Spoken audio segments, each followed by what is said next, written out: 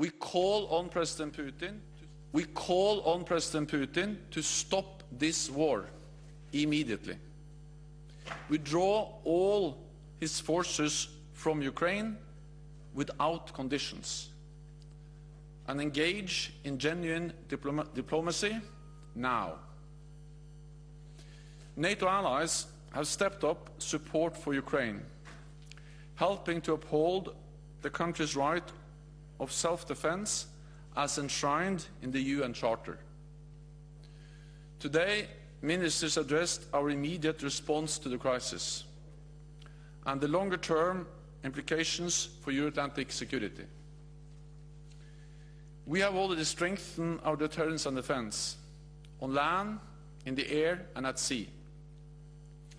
Allies from North America and Europe have sent thousands more troops to the eastern part of the alliance. We are deploying the NATO response force for the first time, and we have over 130 jets at high alert and over 200 ships from the high north to the Mediterranean. We will continue to do what it takes to protect and defend every inch of NATO territory. NATO is a defensive alliance. Our core task is to keep our 30 nations safe. We are not part of this conflict, and we have a responsibility to ensure it does not escalate and spread beyond Ukraine, because that would be even more devastating and more dangerous, with even more human suffering. NATO is not seeking a war with Russia. The Kremlin's ambition is to recreate a sphere of influence and deny other countries the right to choose their own path. So ministers discussed the need to support partners who may be at risk, including Georgia and Bosnia-Herzegovina.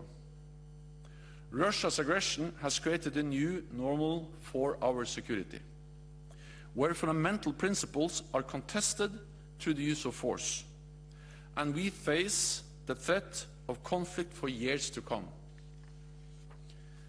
There is much at stake: how we organize relations between states, whether democracy or authoritarianism prevails, and ultimately what sort of world we want to live in.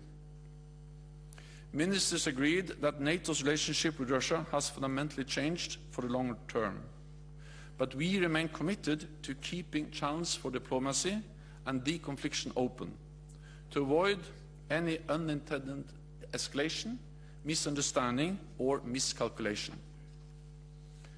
There is one lesson we can already draw from this crisis.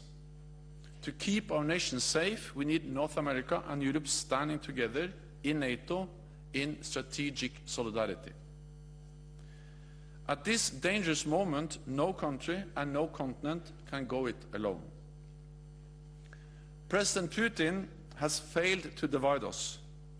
NATO is more united, more determined and stronger than ever. We're also working closer with like-minded partners. Today we were joined by the European Union as well as Finland and Sweden. In response to Russia's aggression, we have decided to strengthen our coordination and information sharing with Finland and Sweden. Both countries are now taking part in all NATO consultations about the crisis. And this afternoon, I will join a meeting of EU foreign ministers to address the crisis and our response. And with that, I'm ready to take your questions. Okay, we'll go to BBC, the back. Thank you. I'm James Landau, BBC. Can you tell us a little bit more about what sort of options were considered about helping countries like Georgia and Bosnia? Secondly, can you tell us a little bit more about whether NATO allies discussed what more military support could be provided for Ukraine? And thirdly, was the issue of no-fly zones even discussed at this morning's meetings? Thank you. NATO has provided support, and NATO allies have provided support to Georgia, to Bosnia and Herzegovina and other partners for many years. We helped them with capacity building, reforms, strengthening their defense and security institutions. We also have a training center in Georgia. We also have common exercises.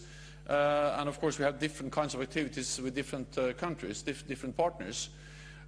We didn't make any final decisions, but it's a broad agreement that we need to do more to support these countries. And this is partly about scaling up things we already do on strengthening the defense and the security institutions, reforms, training, but also potentially adding more activities in support of these countries. Because what you have seen with Ukraine is that they may be at risk, exposed for even more intervention, subversion, and potentially even attacks by the Russian armed forces or the Russian Federation.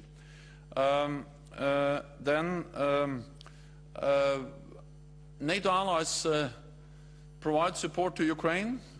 I think we have to remember that allies have provided support to Ukraine for many years, and now they're stepping up different types of Ukraine of support, and this is crucial in this critical time for Ukraine.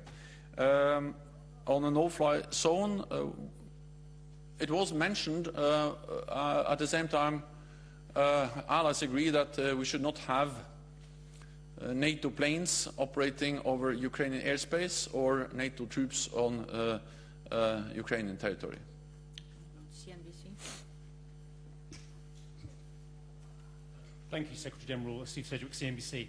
Is there any evidence that the support that NATO and its allies have been pouring into Ukraine so far is going to change the tide of battle? Although the Russian advance has slowed in some places, it is still advancing. Is there anything that NATO is doing that actually could possibly turn the tide in the battle in Ukraine?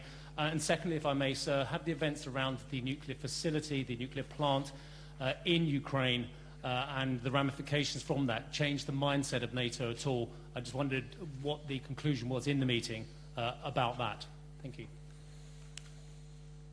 The reckless actions around the nuclear power plant last night just highlights the danger of this war.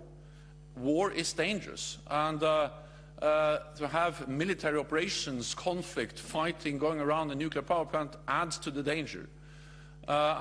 This just makes it even more important that President Putin end his war and withdraw all Russian troops from Ukraine and engage in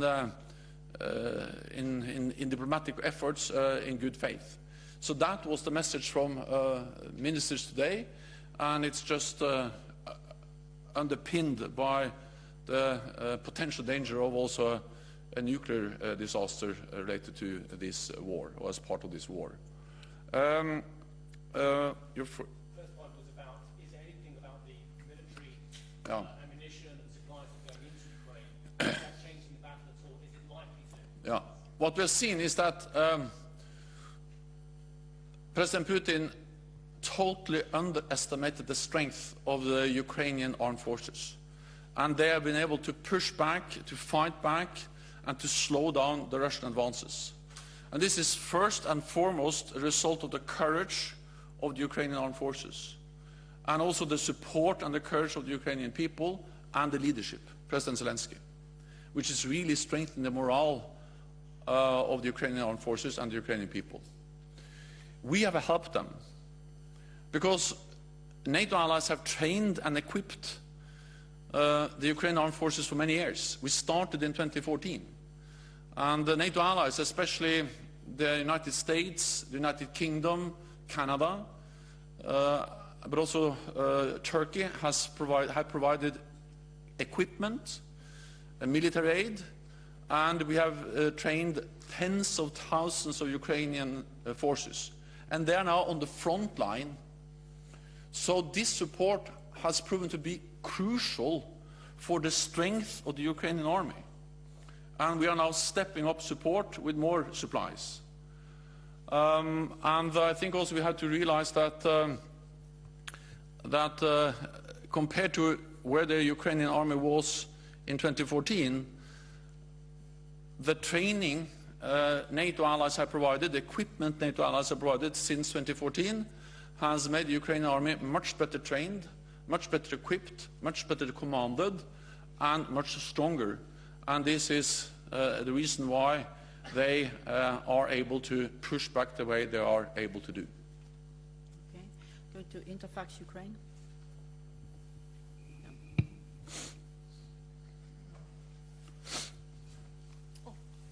Thank you, Anna. I have follow-up question on my colleague from BBC.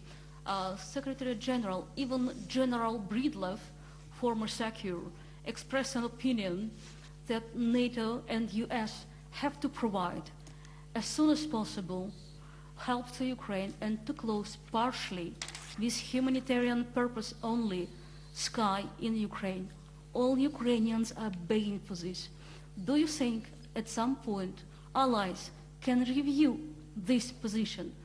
How long it will take, and will be enough of Ukraine to be destroyed by Putler? Thank you. What is taking place in Ukraine now is horrific. It's painful, and we see human suffering, we see destruction at a scale we haven't seen in Europe since the Second World War.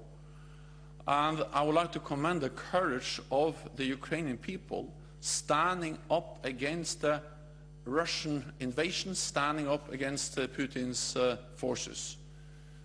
And that's also the reason why we are stepping up our support, and also why NATO allies have implemented the most severe sanctions ever, and also why we are mobilizing support from the whole world in condemning and calling on Russia and President Putin to end this war.